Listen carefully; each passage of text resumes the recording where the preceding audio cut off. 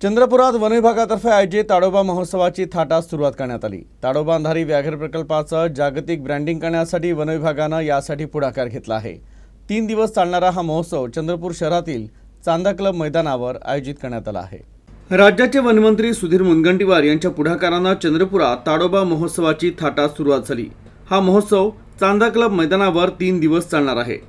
ताडोबा अंधारी व्याघ्र प्रकल्पाचं जागतिक ब्रँडिंग करण्यासाठी वन विभागानं हा महोत्सव आयोजित केला आहे। पहिल्याच दिवशी देशभरातून वन आणि वन्यजीव अभ्यासक तसंच पर्यटन क्षेत्रातील तज्ज्ञांची विविध परिसंवाद आणि परिचर्चांना उपस्थिती होती।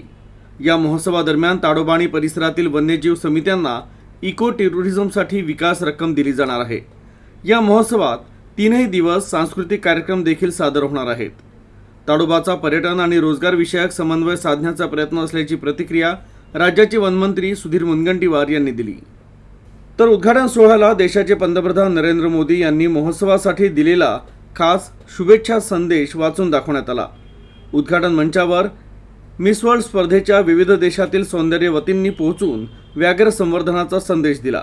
उसके पहले हम आज का ये जो कार्य विनती करती हूँ कि आप प्लीज आगे आकर दीप प्रज्वलन कर इस कार्यक्रम की शुरुआत करें।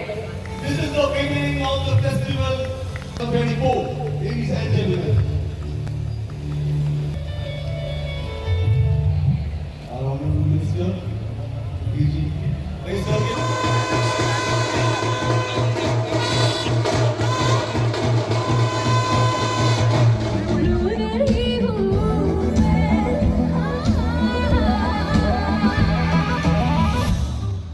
ताडोबा महोत्सव ज्या ताडोब्याचं वर्णन आणि कौतुक मन की बात मध्ये विश्वगौरव युगपुरुष प्रधानमंत्री नरेंद्र मोदीजींनी केलं। हा ताडोबा एक पर्यावरणाचा संदेश देणारा हे क्षेत्र होऊ शकतंच, पण जगामध्ये आंतरराष्ट्रीय स्तरावर सुद्धा ताडोबा हा पर्यटकांसाठी आकर्षणाचं केंद्र होऊ शकतं। आणि यासाठी या ताडोबा महोत्सवाच्या माध्यमातून आज गेटवे ऑफ इंडियावर सुद्धा या कार्यक्रमाची स्क्रीन लागली आहे।